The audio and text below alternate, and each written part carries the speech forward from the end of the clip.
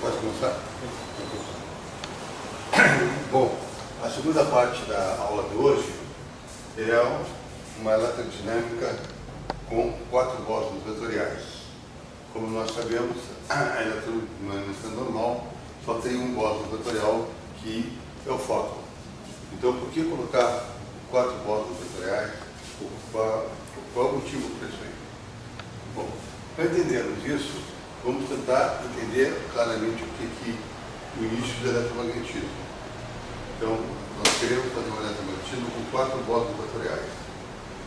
O início do eletromagnetismo é a carga elétrica, certo? Os elementos que constituem o eletromagnetismo, a carga elétrica, o campo eletromagnético e a luz. Então, essas coisas apareceram. Em 1747, o pessoal começou a pegar carga elétrica e colocar em capacitor. Então, vocês se lembram daquela garrafa de Lyle? Então, ali você começou naquela época já, digamos, ter carga elétrica com o dedo na mão. Então, a carga elétrica se tornou um assunto. Bom, daí, lá para 1840, né, o Faraday trouxe essas ideias de campo eletromagnético, da limalha, etc. Você vê um campo eletromagnético. Então, o campo eletromagnético trouxe, na nossa observação com a natureza, uma sutilidade diferente das leis de Newton. As leis de Newton, a inércia era uma força atuante diretamente, era uma materialidade presente. O campo eletromagnético já é uma sutilidade em relação à lei de Newton, certo? Então, ele introduz a noção do campo. E um assunto que sempre teve em voga, desde sempre, é a questão da luz. O que é a luz, etc, etc. Bom, daí, nessa história, baseada na carga elétrica e nas interações da carga elétrica, o pessoal descobriu onde botou a corrente, duas correntes, Biot-Savart, aquelas coisas, mas eram cargas andando e cargas interagindo. Então, da carga elétrica e da interação da carga elétrica, foi-se descobrindo as equações de Maxwell. Então, foram se colocando a lei de Gauss, certo? Essa aqui é a lei da Ampère Maxwell, certo? A lei da indução, as duas leis de indução. Então, essas leis foram aparecendo, vamos dizer, fenomenologicamente. Daí, o Maxwell colocou a mão esse termo, DLT. Por que ele botou esse termo? Porque quando ele botou esse termo, você tem as equações de continuidade. Essa aqui, certo? Foi obtida. Então, o Maxwell diz, bom, eu tenho um fluxo, só que não é um fluxo mais de velocidade, mas é um fluxo de carga. E esse fluxo de carga, eu quero entender o que se conserva. Então ele diz, bom, nesse fluxo se conserva a carga elétrica. Então, para dessas equações, você ter uma lei de continuidade, ele foi necessário botar isso aqui. E daí, quando você faz divergente, rotacional, etc., você obtém essa lei.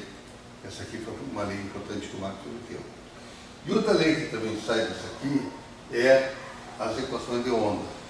Aqui está o Lambertiano, então as equações de onda do campo eletromagnético.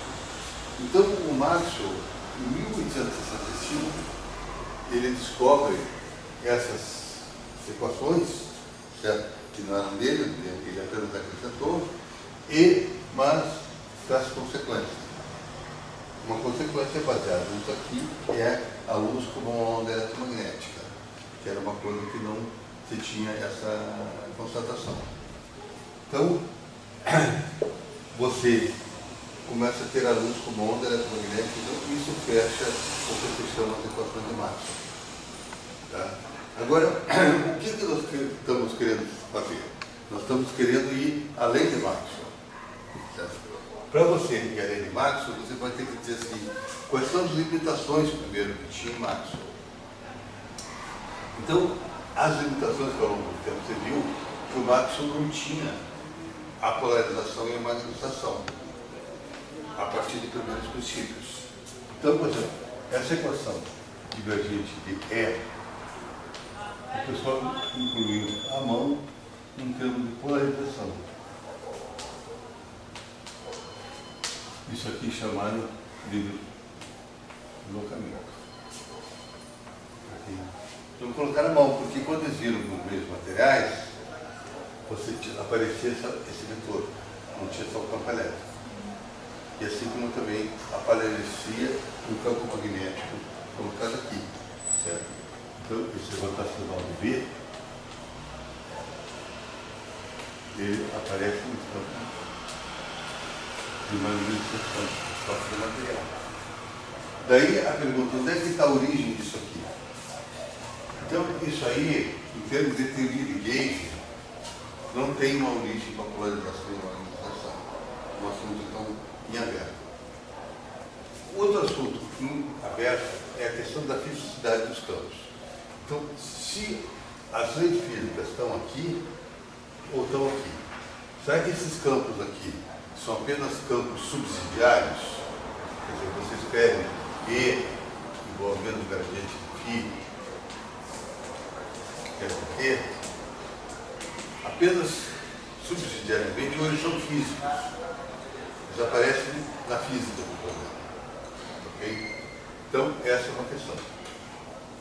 A outra questão das leis de Maxwell é que essas leis de Maxwell, elas são lineares, certo? O campo não depende do próprio campo.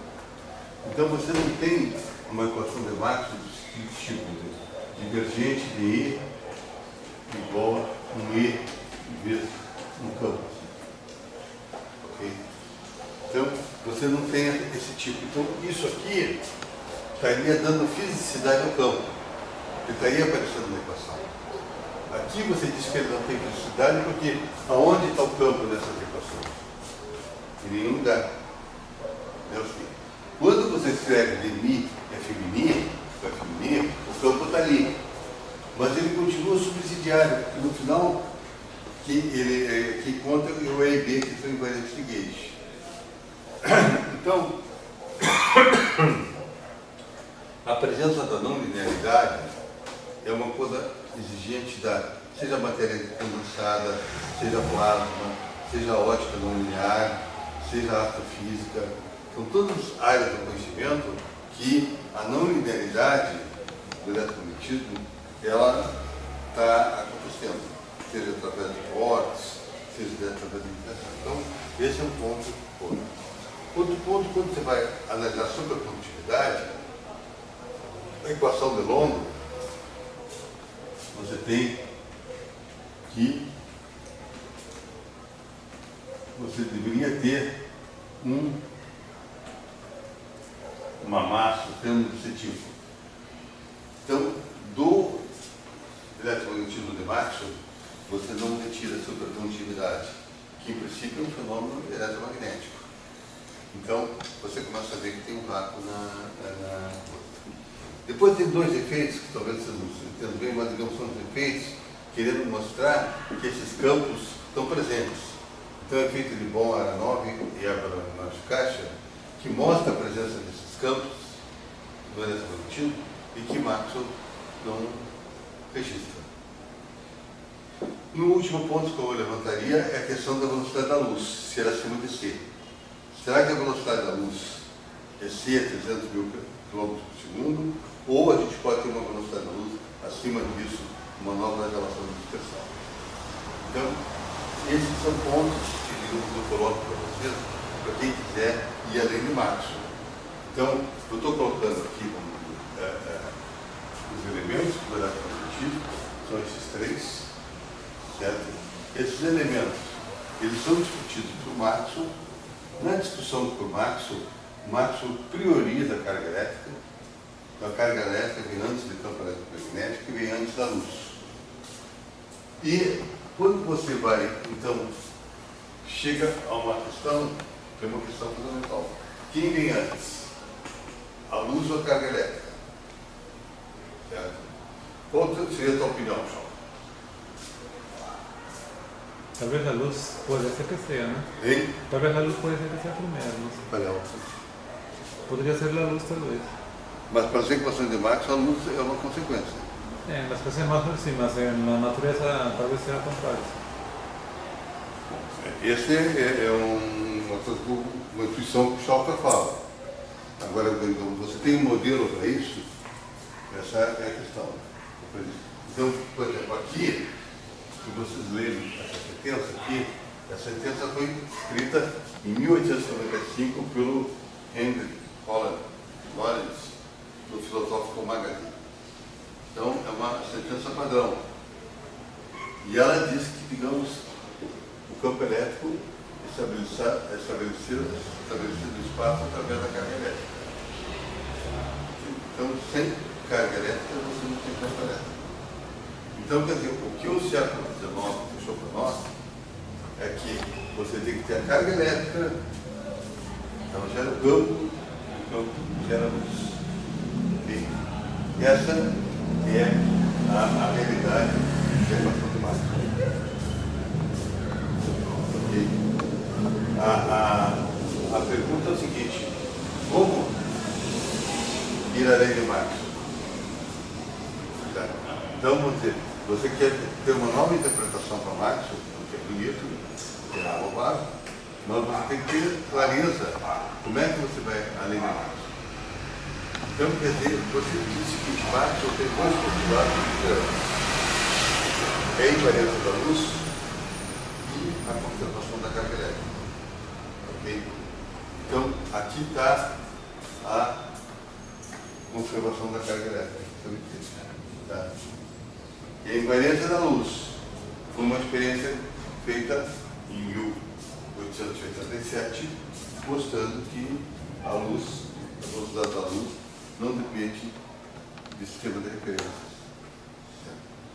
Então, com isso, você tem dois postulados que baseiam Maxwell, e se você quiser ir além de Maxwell, você tem que preservar esses postulados.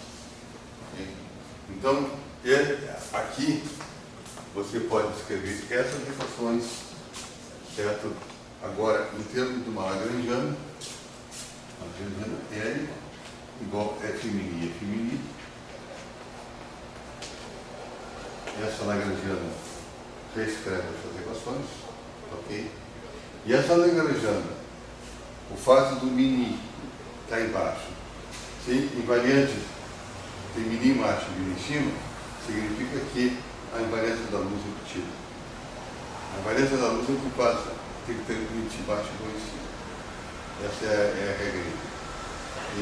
Então, essa é a invariância da luz e a conservação da carga elétrica, quando você retira, tá, as equações de movimento, você retira as equações de equacionamento assim, dmi F mini igual a J, esse deriva de novo, fica dmi F mini igual a dmi J. Isso aqui é simétrico, isso aqui é antissimétrico, isso aqui é zero. Okay? Então você tira aqui dmi J. Aqui está a observação da carga elétrica em seu mínimo. Então, o que é importante, quer que eu repita? Aqui, ó, você reescreveu a equação de Maxwell em cima dessa lagrangiana. Agora, essa lagrangiana te dá uma equação de movimento. Essa equação de movimento se deriva de novo em relação a μ, então, e dá isso aqui. Agora, esse termo aqui é simétrico, se trocar μ por μ é a mesma coisa. E esse aqui é antissimétrico. Então, o termo simétrico e o termo antissimétrico dá zero. Então, por isso que dá zero. Então, você tem dmi J igual a zero. Essa aqui é igual a essa equação aqui. Tá? Então, você teve uma conservação de carga. Okay? Então, aqui é uma outra maneira de ver esses mesmos dois postulados, com invariância da luz e conservação da carga elétrica. Tá? Aqui em Maxwell, certo? Você tira isso aqui está a conservação da carga elétrica. Esse da Lambertiano aqui está ligado à invariância da luz. Ok? Agora, aqui, por essa forma tutorial, você tem essas duas maneiras de ver. Okay? Então, quer dizer, pode ser por um lado, pode ser por outro, você tem dois princípios claros que Maxwell te dá: a invariância da luz e a conservação da carga elétrica. Então, se você quiser ir além do Maxwell, certo? Então, o que o Scholl está querendo falar? Está querendo falar que isso aqui teria que vir primeiro, certo? Então, o que está acontecendo aqui? Em Maxwell, você veio nessa direção, certo? O que o Scholl está querendo dizer? Tem que vir nessa direção. Primeiro a luz, depois campos eletromagnéticos e depois carga elétrica. Bom, não sei de onde você tirou isso.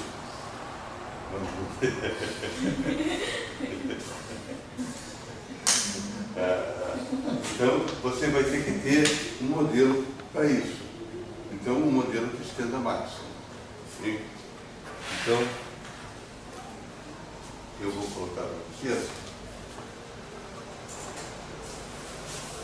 Então, eu acho que está compreendido a ideia de que, digamos, o que nós estamos discutindo aqui é um eletromagnetismo que a carga elétrica não seja mais a causa, mas seja a consequência. Que a origem das forças desse eletromagnetismo seja na luz. Então, para se entender isso, deve-se entender primeiramente, claramente, que em Maxwell a carga elétrica vem primeiro. Então, esse é o ponto. Daí, se você quiser fazer um eletromagnetismo da luz, certo? Eu vou agora colocar para vocês um caminho. A primeira coisa é uma quarta interpretação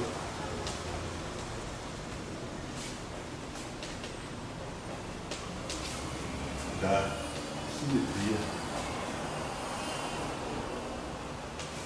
da luz. Então, eu entendo o seguinte: invariância da luz, simetria da luz, tudo isso aí são nomes, é o mesmo nome.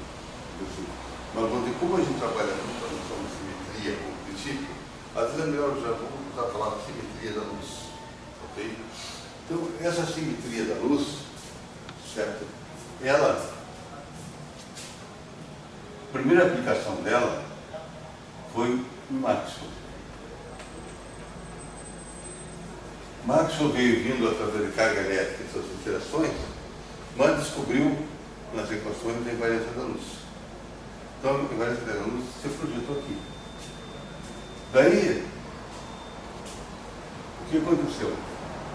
Aconteceu que o Einstein viu essa invariância da luz e interpretou ela e transformou, fez a ligação entre o espaço e tempo, entre matéria e energia. Então, foi a segunda interpretação da invariância da luz. A terceira interpretação veio no grupo de Lorentz.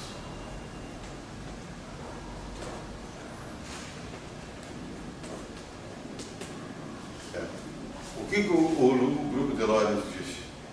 Ele disse que você, a partir da invariância da luz, você pode ter representações, tipo assim, representação 1/meio,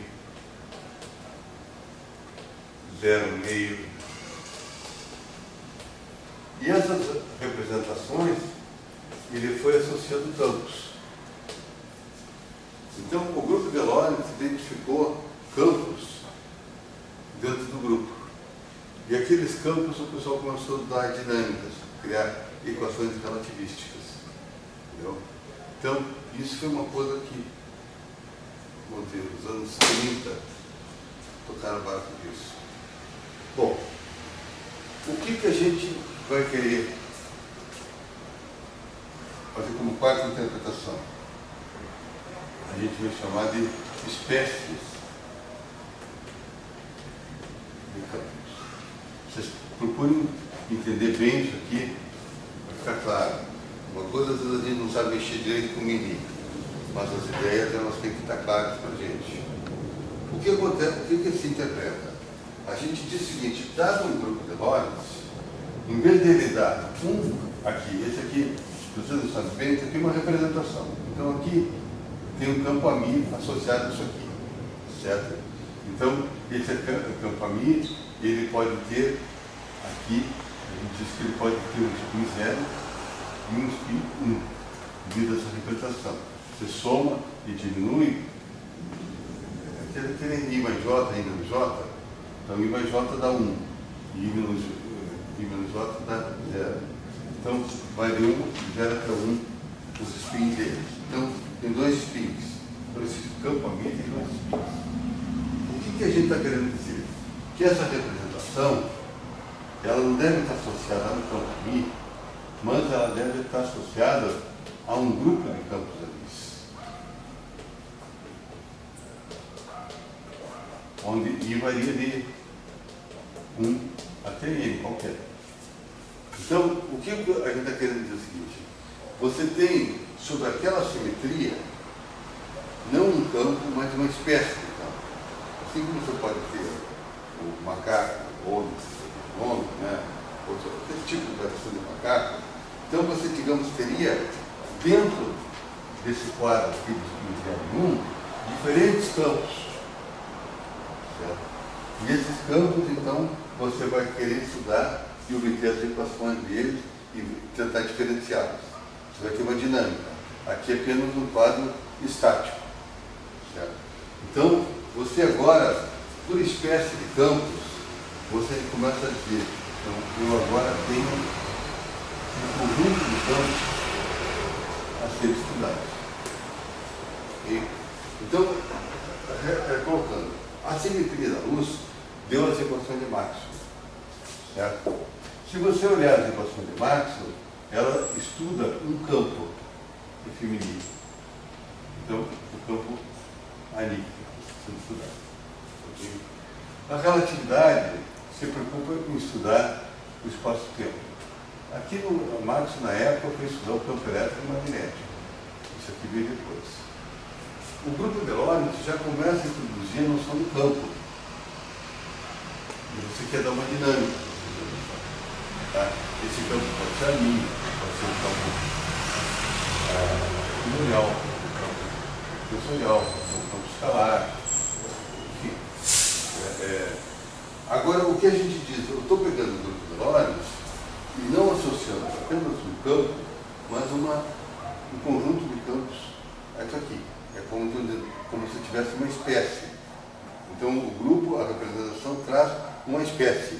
Essa espécie pode ter uma variedade ali disponível. Então, essa é a nossa questão. A nossa questão é que nós trabalhamos com uma espécie de campos, trazendo uma variedade. Então, você não tem um campo AMI. Você pode ter um campo AMI, um campo EMI, um campo NMI. Deu para entender? Então, isso é uma coisa que a assimetria da luz te dá. É uma coisa que a assimetria da luz te dá. Bom, agora, você está querendo construir o seu modelo.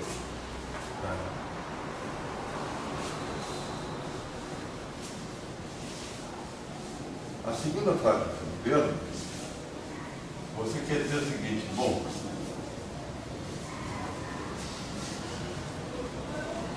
eu estou querendo fazer um modelo com eletromagnetismo. Então, eu vou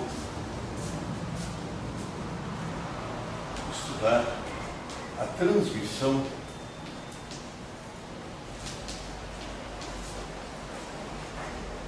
da carga elétrica.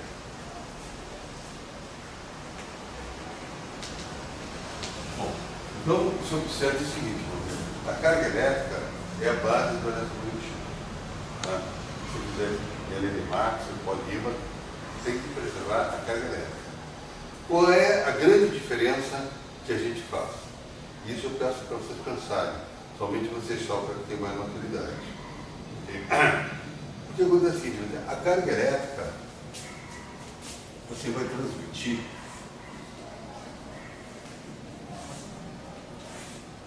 vamos dizer, aqui você tem partículas, partícula carregada, outra com carga zero. Você pode ter N partículas aqui assim, tá? E elas estão chegando aqui. E aqui, você quer saber que partículas vão estar saindo, que outras partículas vão estar saindo. Ok? Então, aqui eu tenho um conjunto de cargas. Ok? Então, eletromotivo é transporte de carga. Eu estou transportando carga daqui para carga para cá. E aqui, essa faixinha, são os bósons de gauge. São esses AMI. Certo? Daí, para mim transportar carga, vou dizer, quais são os tipos de cargas, onde isso aqui fossem carrinhos. Quais são os tipos de carrinhos de transporte? Eu posso ter carrinho carregado, carrinho não carregado. Como é que seria a questão? Então, por exemplo, no eletromotivo normal, você tem assim, eu tenho isso aqui, ele vai mais. Então, essas duas vêm, estão vindo para cá, tem que ser aniquilado. Então, esse aqui tem que ser um fóton sem carga, ok? E aqui emerge com carga. Então, eu tenho que ter aqui conservação da carga. Isso aqui é mais ou menos, aqui tem que ter zero. Ok? Agora, será que o único transporte é com carga zero ou não? Pense que aqui tem uma variedade qualquer de carga que você pode botar. Você pode botar aqui uma carga a mais e aqui uma carga a mais. Ok? Se você botar uma carga a mais e uma carga a mais, quando você botou uma carga a mais, você botou uma carga zero. Certo? Esse aqui como é que vai ter que ser?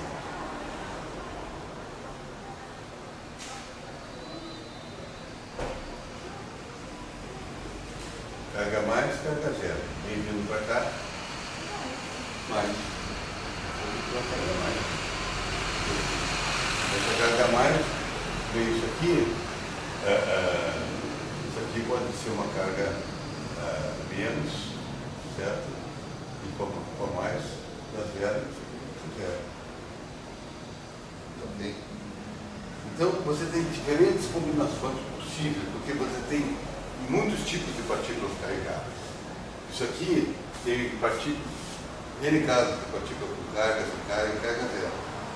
Eu estou querendo perguntar o seguinte: se você fizer a transmissão desses três tipos de carga para cá, certo? Você vai ter que precisar. Aqui tem uma carga zero, uma carga a mais e uma carga a menos. Então, você, para transmitir carga, você não pode ser só carga zero, só fóton. Entendeu? Tá. Então, você diz que você pode ter um fóton aqui, um fóton com massa e um fóton, dois fótons carregados. Então, o fóton normalmente é o seguinte: a partícula carregada, ela tem que ter massa. Então, quer dizer, e a partícula com massa zero, que é o fóton, não pode ter carga. Então, esse aqui não pode ter carga. Agora, você pode ter uma partícula com carga zero, tem massa, e uma carga zero com massa. E essas duas carregadas com massa. Okay? Então, você pode transmitir. Para você transmitir carga elétrica, você precisa de 4 campos. Qual a tua opinião, Choca? Eu acho bastante razoável isso, né? Hein? Acho bastante lógico, né? É porque na natureza tem cargas positivas, negativas, neutras. Então acho bastante razoável isso. Certo. E daí eu pergunto para você, por que nunca ninguém pensou isso antes? Acho que é porque están só pensando em termos de ondas electromagnéticas e só, o sea, quando pensaban en el electromagnetismo básicamente las ondas no tienen carga, ¿sí? Tal vez por eso. Eu não sei responder, porque nunca ninguém pensou isso antes. Eu só posso dizer o seguinte, vamos dizer, você tem que ver a carga, eles viam a carga pela interação. Quando você vê carga por interação, não por transmissão, uma carga positiva interage com uma negativa, certo? Uma positiva interage com uma positiva, mas uma positiva com uma zero não interage. Entendeu? Não existe interação de carga positiva com carga neutra. Então, essa carga neutra aqui, quando você trabalha com interação, ela não existe. Agora, quando você trabalha com transmissão, ela participa. E ela define essas coisas aqui. Ok? Então, você precisa, certo, de esses 4 campos para transmitir qualquer tipo de transmissão eletromagnética daqui para cá. Ok? Então, a gente aqui propõe um eletromagnetismo feito por 3 cargas. Positiva, negativa e zero. Usualmente é só 2 cargas. Você bota uma balança de Coulomb, cargas. São 2 cargas que fazem assim, né? Aqui você não tem 3 cargas. Por quê? Porque você está pensando em transmissão. Para você fazer a transmissão de uma maneira genérica, você precisa desses 4 tipos de ok? Então, esse é o teu ponto. Certo? Tá. Bom, agora, então, você conseguiu agora fazer o seguinte, você tem uma 4ª interpretação da luz a partir da luz. Você admitiu que tem uma espécie de campos. Essa espécie pode ser isso aqui. Mas agora, com o negócio da transmissão, você define quanto que vai ir.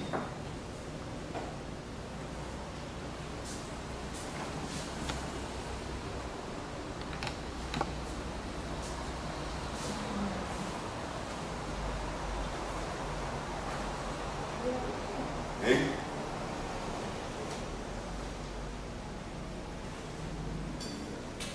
Quanto que vai ir? É. Vai o quê?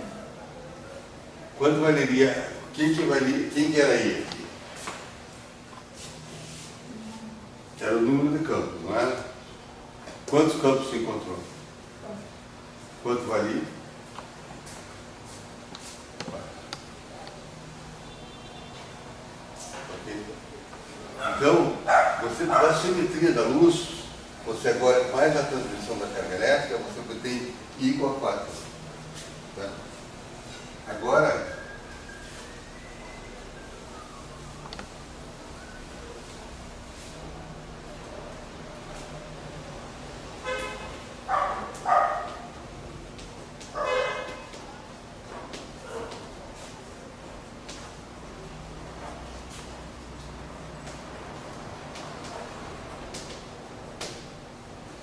o próximo passo a ser pensado é a questão da transmissão, da conservação da carga elétrica.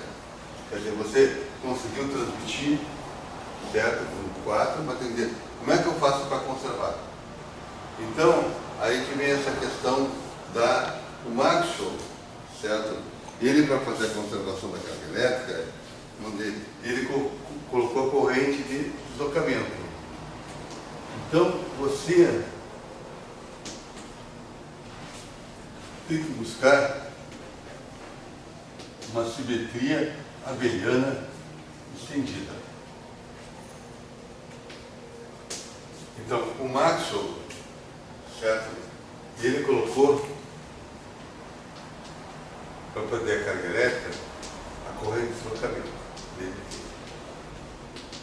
A teoria de Gauge, certo?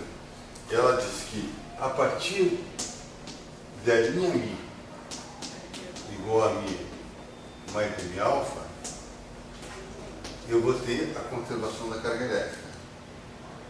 Então, ela baseou-se em cima desse alfa. Esse alfa, a teoria de Gage, o Maxwell foi DLT. A teoria de Gage faz esse alfa.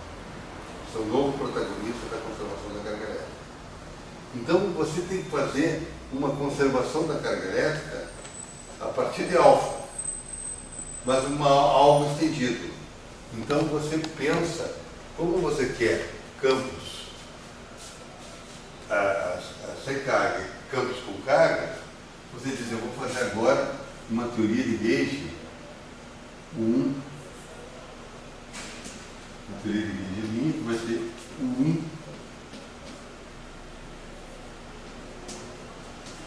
vezes SO2. Quer dizer, você vai ter uma teoria de Gage que você mantém o abeliano, mas é extendido. Certo? É uma coisa que talvez você não pegue muito, mas o que quer dizer, em outras palavras, aqui? Você agora, para cada campo teu, a Mi linha vai ser a Mi mais K1 de Mi alfa. B' Mi, a beleza, linha Mi igual a 1 Mi mais K2 de Mi alfa. E o V, os campos carregados, Mi mais linha, vai ser elevado a mais ou menos I que alfa, de mais ou menos, mais 1K mais ou menos de Mi alfa. Então, você veja só o seguinte, eu só quero assim, pode copiar, eu só quero entender o seguinte, quando o Maxwell, eu estou querendo dizer o seguinte, eu tenho uma simetria da luz. Essa simetria da luz me deu uma quarta interpretação que eu posso mostrar em campos. Daí eu digo, na hora de eu ver a transmissão da carga elétrica, eu vejo que eu tenho 4 campos, em 4 campos eu faço todo o serviço. Então eu tenho 4 campos. Daí eu quero, a pergunta que diz o seguinte, a próxima questão, eu quero saber como é que esses 4 campos se conservam, se manifestam diante da conservação da carga elétrica. Eu estou com uma teoria que a carga elétrica, para mim, é o centro. Então, eu tenho que partir da conservação da carga elétrica e da invariância da luz. Tá? Então, a conservação da carga elétrica, por mais que isso deve ter. A teoria de Gage reobtém tudo usando esse alfa. Então, se dizer esse alfa, eu vou continuar usando ele. Tá? Só que agora eu vou querer ter campos carregados. Para carregar campo, você não precisa saber muito, a gente precisa botar essa simetria SO2.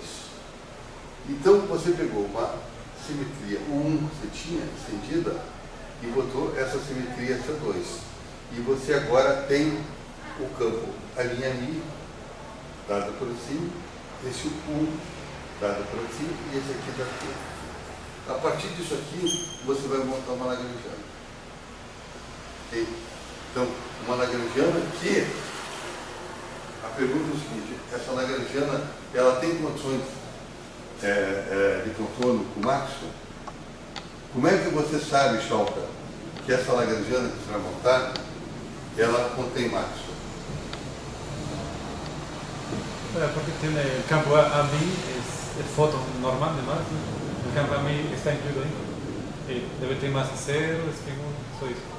Mas a condição que ela tem em Maxwell é que ela está comendo alfa. Ah, sim. Aqui está uma coisa genérica. Vocês entendem o seguinte, as aulas do Telael, ele fala o seguinte sempre, simetria. Como é que ele define simetria? Simetria é uma coisa, quando você pega o rabo, você pega o gato. Entendeu? Essa é a questão da simetria. Como é que você vê a passagem do rabo do gato? Como é que você vê? Fale qualquer besteira que venha na sua cabeça, não faz. Onde é que está o rabo? Qual é a simetria que você pegou? Na carga? A simetria da luz. Essa aqui que é a simetria que você pegou. Você está partindo dela. Ah, tá. Agora tá. Onde você pegou o rabo dessa simetria?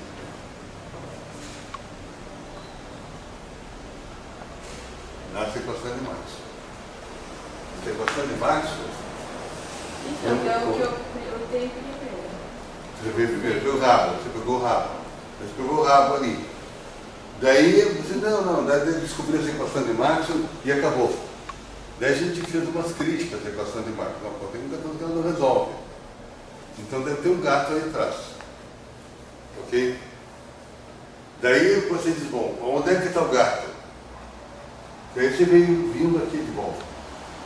Tem uma relatividade que dá, tem o grupo de Lorentz, daí tem isso aqui como uma interpretação que a gente dá.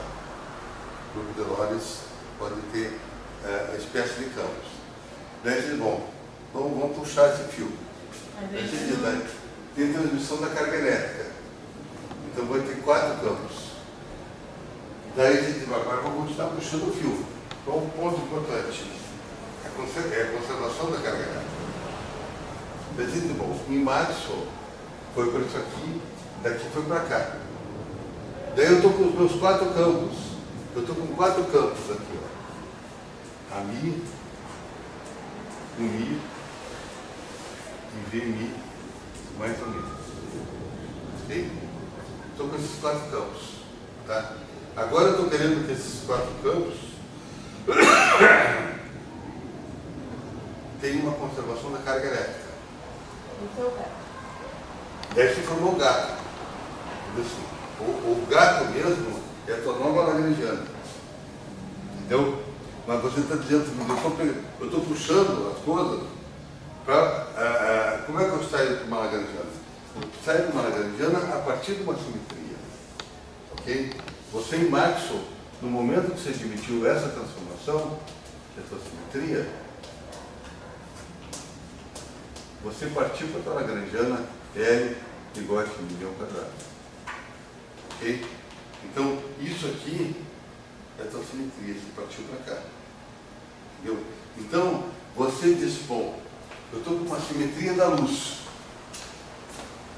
A simetria da luz é uma coisa aí evangélica, dizendo assim, eu estou querendo fazer o seguinte, como aquela simetria da luz chega a uma simetria de campos que me permite escrever uma Lagrangiana a partir dela.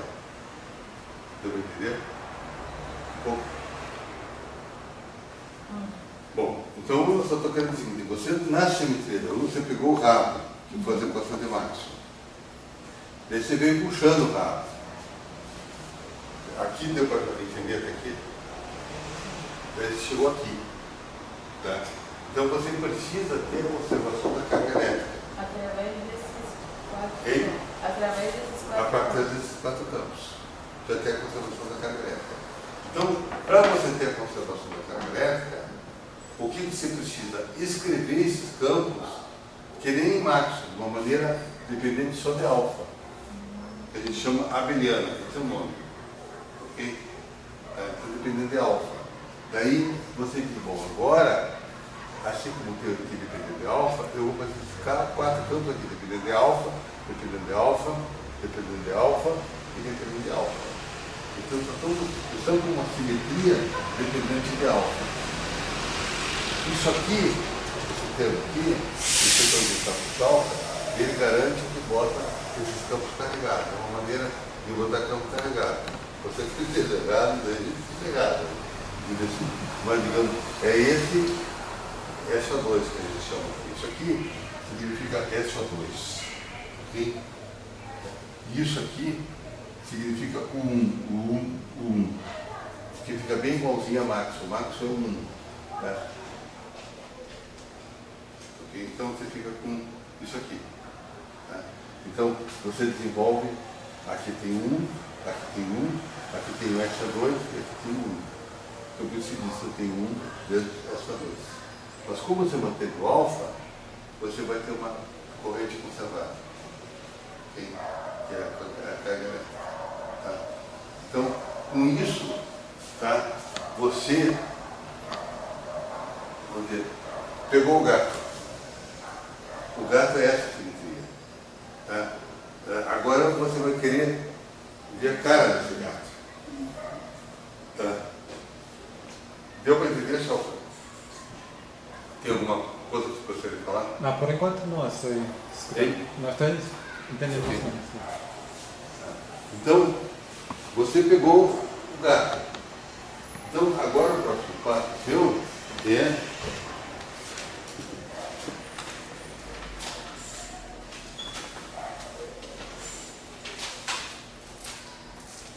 escrever a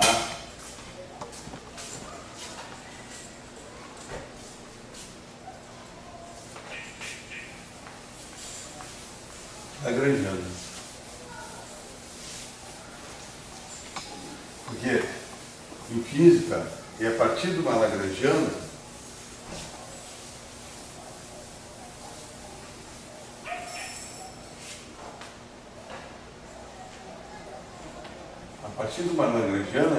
que você tira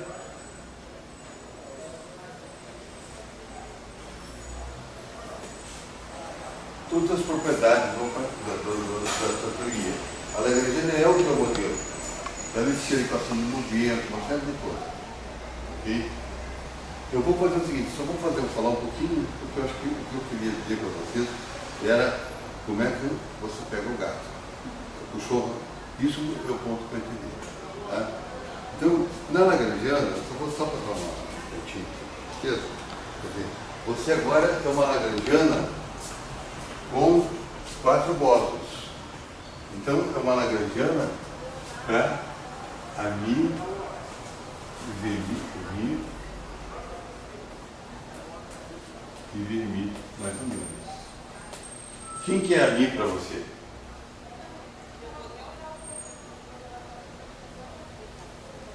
É o fóton. Tá? Sem massa. O Mi é o fóton com massa. E VMI, mais ou menos, são os fótons carregados. Ok? Então, qual é a tua diferença para Maxwell? Maxwell só não tem esse coisa. Só tem fóton.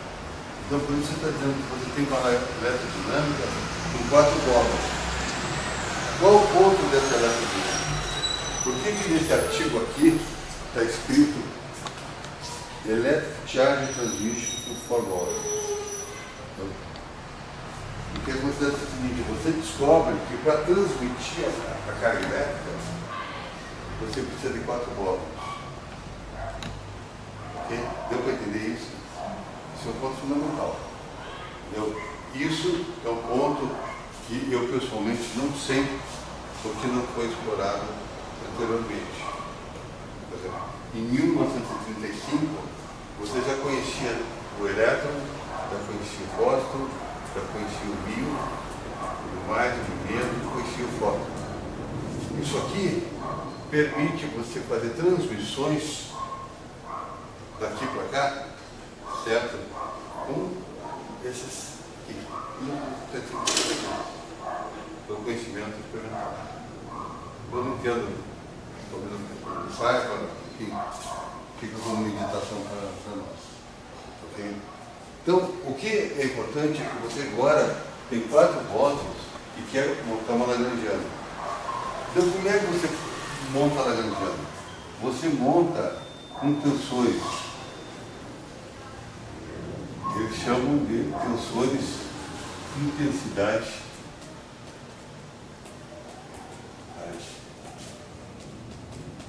de campo. Então, esses tensores seriam os campos. Por exemplo, você pode gerar um campo FMI, ok? Que nem você tem aqui, DMI, AMI, menos DMI, AMI. Ok? Que é Maxwell. Tá? Agora você pode gerar um tensor, UMI, que é igual a DMI, UMI, menos DMI, UMI.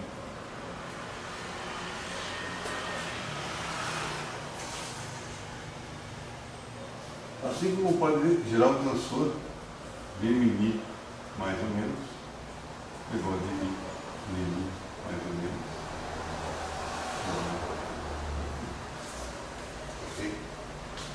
você pode gerar uma variedade de tensores. Tá? Deu para entender? Não? Você está com essa simetria. E essa simetria te permite gerar esse tipo de tensores. Ok? Tá?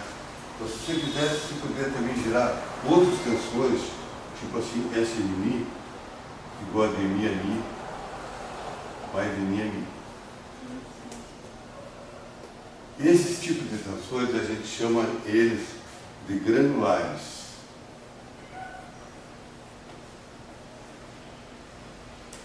Ok? Granulares que só está ligado a um grão. Esse aqui, esse aqui, esse aqui ao A, esse aqui ao U, esse aqui ao feminino. Agora aparece um outro tipo de tensor que a gente chama de coletivo, que é ligado a Zemini. Esse Zemini é assim, ele é um gama é uma constante qualquer, e J, aqui ele pode ser um AMI,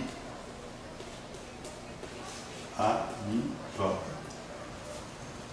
Então, ele pode ser assim, se você for gama 1, ele pode ser gama 1, AMI,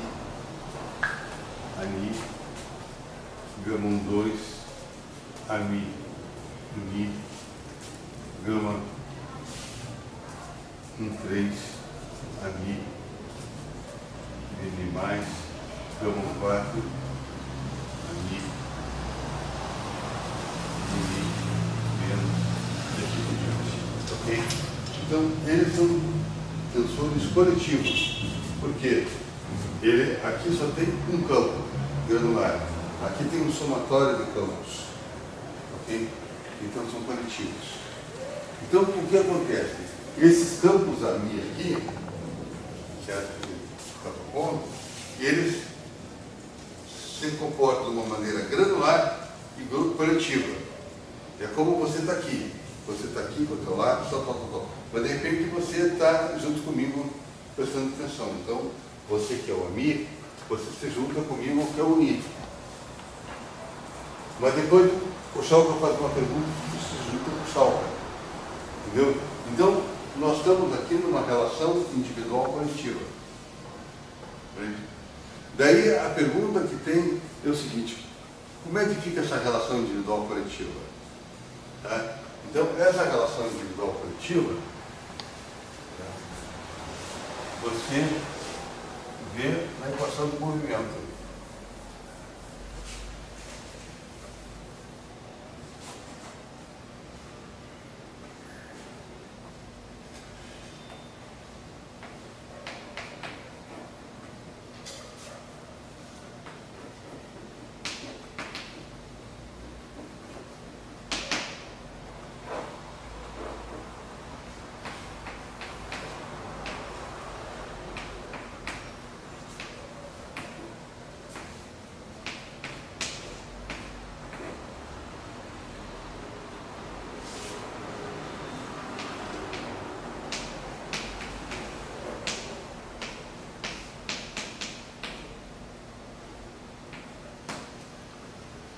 Quando você vai estudar a equação do movimento, o que é a equação do movimento?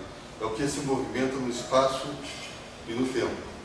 Esse μ, como você sabe, é tempo e espaço. μ igual a zero, tempo, μ igual a espaço. Então isso aqui está se movimento tanto no espaço e no tempo. Então o que está se movimento tanto no espaço e no tempo? A turma granular e a turma coletiva. Entendeu? Então, você é comunista? O que você é? Flamengo? Você é neoliberal? Chalca, você, onde é que está a parte neoliberal dessa equação?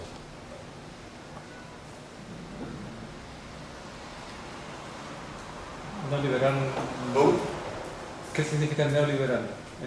¿Qué significa? Eu não sei muito bem o que significa neoliberal em termos econômicos. Neoliberal significa uma coisa individualizada. Ah, tá.